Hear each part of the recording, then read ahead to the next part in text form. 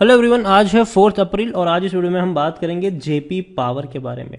देखिए, ₹7.5 के आसपास ये शेयर ट्रेड कर रहा है। वीडियो में डिस्कस करेंगे कि जेपी पावर में खरीदारी के मौके हाल फिलहाल में है कि नहीं। तो वीडियो को शुरू करूँ उससे पहले अगर आपने अभी तक चैनल को सब्सक्राइब नहीं किया है तो प्लीज़ अभी इसे सब्सक्राइब कर लीजिए, क्योंकि आगे भी बहुत सारे वीडियोस हैं जो आपको काफ़ी ज़्यादा हेल्प करेंगे।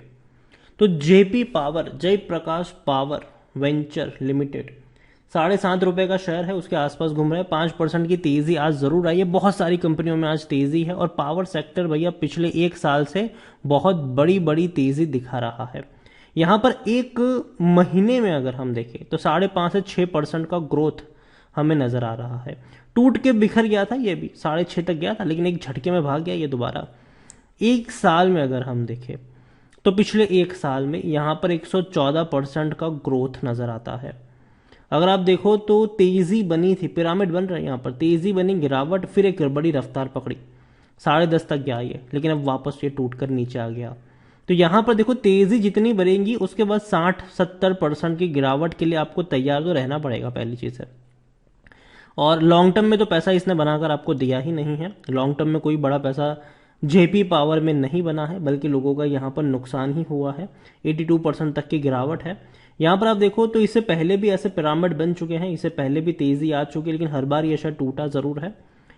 स्मॉल कैप शेयर है, 4,155 करोड़ के आसपास का इसका मार्केट कैप है। वॉल्यूम बहुत ज्यादा हाई है, 7.5 करोड़ तक के इसके वॉल्यूम नजर आए सिर्फ एनएससी में, और बीएससी में भी 3 करोड़ से ज्यादा के वॉल्यूम्स हैं। तो बहुत बड़ी क्वांटिटी में शेयर इसके ट्रेड हो रहे हैं। दूसरी ओर अगर हम बात करें तो प्रमोटर के पास 26% की होल्डिंग है। उन सारी चीजों के बारे में देखें तो आप एफआईएल के पास भी 1.02% की होल्डिंग है। म्यूचुअल फंड के पास कुछ भी नहीं है, 1.43% की होल्डिंग इंश्योरेंस कंपनी के पास है। दूसरी तरफ बहुत खराब चीज ये भी है, देखो, पहली चीज प्रमोटर के पास होल्डिंग पहले से ही कम है, उसमें भी 87% की होल्डिंग इनकी गिरवी पड़ी हुई है। तो किसी भी एंगल से ये एक अच्छा संकेत तो नहीं है कि इतनी बड़ी होल्डिंग गिरवी हो। आईसीआईसीआई बैंक के पास 9.97% की होल्डिंग है। हाईएस्ट पब्लिक शेयर होल्डर में आईसीआईसीआई बैंक ही है। यहां पर डिविडेंड तो 2009 में पे किया था आखिरी बार, उसके बाद कोई डिविडेंड पे नहीं किया है।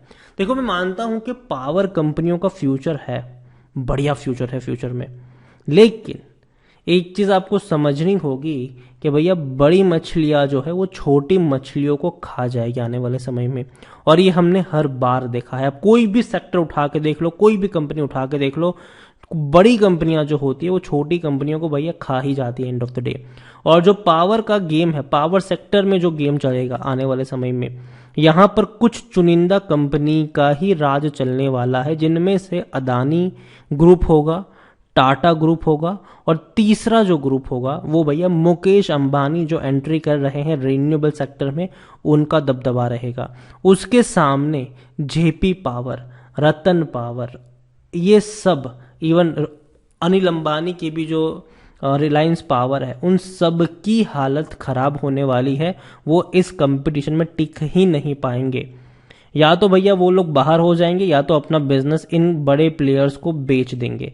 तो ये सिंपल गेम यहां पर होने वाला है, इसको आपको समझना चाहिए।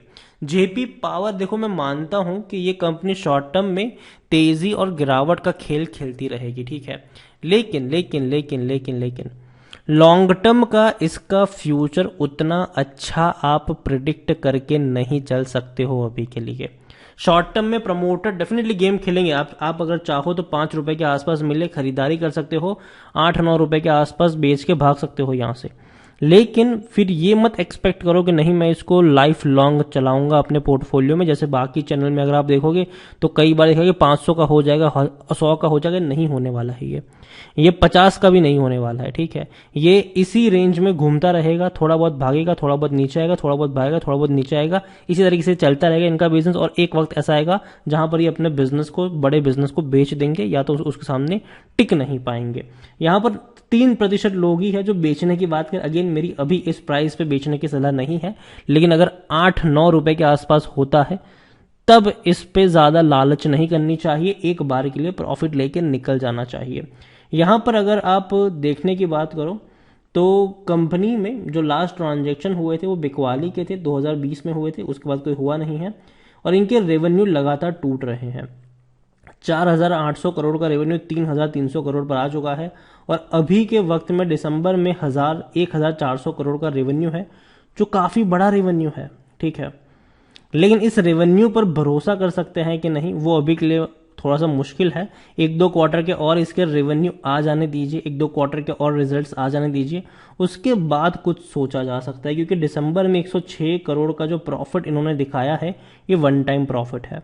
इससे पहले कंपनी 1.5 करोड़ 12 करोड़ तक का लॉस क्वार्टरली दिखा चुकी है।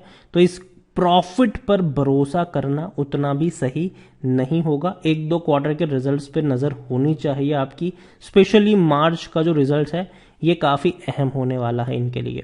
यहाँ पर जेपी पावर की बात करने जाए हम, तो जेपी पावर में खरीदारी का सही मौका ये कहना है टिकर टैप का, और 17 का इसका पी है, जबकि सेक्टर पी 31 का है। खरीदारी के लिए देखो तो रेड फ्लैग नजर आता है, क्योंकि प्रमोटर की बहुत सारी होल्डिंग गिरवी है। अगेन जेपी पावर में मेरी बाइंग मतलब बिकवाली की रिकमेंडेशन नहीं है। मेरे हिसाब से जो प्रॉफिट बुकिंग का टाइम होगा वो 8.5 से 9 रुपए की रेंज में होगा, लेकिन बाइंग की भी जल्दबाजी मत करिएगा। 5 रुपए के आसपास मिलता है तो ही खरीदिएगा। काफ़ी लोग बोलेंगे कि यार 5 रुपए तो भूल जाओ, कभी नहीं जाएगा ये। ठीक है भैया, क्या ही फर्क पड़ता है, ना जाए तो ना जाए। इकलौता शेयर थोड़ी ना है जहाँ पे खरीदारी नहीं करोगे तो पैसा नहीं बनेगा। मार्केट ने बहुत बड़ी तेजी दिखाई। जेपी पावर में अगर हम बात करें तो एक साल में जैसे कि मैंने दिखाया कि 114% का ग्रोथ है, लेकिन एक रिस्की शेयर है ये। ठीक है, 114% का ग्रोथ है डेफिनेटली, लेकिन अगर आप देखो तो अपने हाई से मतलब अभी जो बनाया था उससे काफ़ी ज़्यादा टूट चुका है। मतलब काफ़ी लोग यहाँ पे जो खरीद के बैठे हैं वो लॉस में है। जबकि जो अच्छी कंपनी होती है इस सेक्टर की, चाहे मैं बात करूँ टाटा की, 250 रुपए का शेयर है, इसने 143% का ग्रोथ दिखाया है, जो जेपी पावर से भी ज़्यादा है, और यहाँ पर रिस्क ना के बराबर है। तो आप इस चीज को समझिए। और यहाँ पे देखो किसी का लॉस नहीं हुआ है, अगर टूटा भी था तो वापस से बाउंस बैक भी आ गया है। सेम चीज अदानी पावर में देखो, एक साल में 126% का ग्रोथ है, टूटा था उससे ज्यादा का बाउंस बैक भी दिखाया है यहाँ पर। तो खरीदारी करनी है तो भैया उस सेक्टर में जो दिग्गज है उनकी खरीदारी करो। जेपी पावर रिस्क लेना है तो तब वो तो वहां पे लो जहां पे रिस्क कम हो, रिवॉर्ड ज्यादा हो, मतलब 5 रुपए का रेंज। आप 8 रुपए पे 9 रुपए पे खरीदने जाएंगे, 7 पे खरीदने जाएंगे तो वहां पे रिस्क बहुत ज्यादा है, रिवॉर्ड बहुत कम है।